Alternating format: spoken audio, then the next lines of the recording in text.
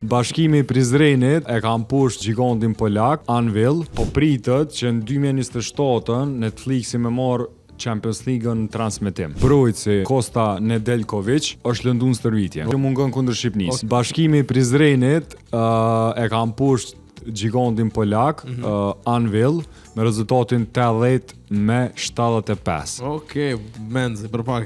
Që thojmë për pak. Po, Menzi e ka mujt, po është një fitore shumë e vlefshme për ekipën e bashkimit, është në FIBA Europe Cup, ku është një goxha një lojë e mirë, edhe pse e pam që shumica, po mdoket që se zgaboj 4-5 lojtarë të bashkimit ishin prej Amerikës.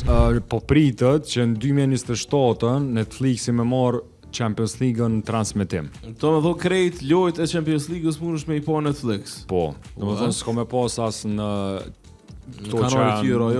kanale sportive, nuk me pas as në RTK, as kërkun hesh, do me thonë. S'bjen me pa kërkun një tjetër për pas Netflix. Për pas ku shko Netflix.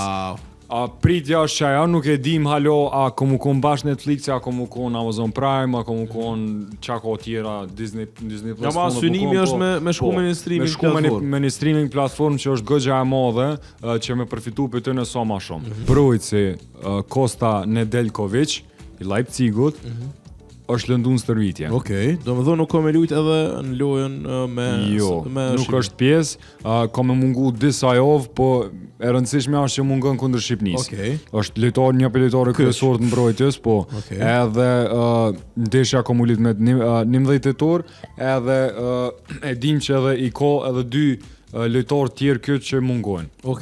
Është Milenković që ka marrë karton kuq kundër Anglisë, është një mbrojtësav vitin e kaluar që u kon më të mirë në Premier League, edhe më të mirë në botë, mundu me thonë se ka pas do stats që si ka bu kërkosh.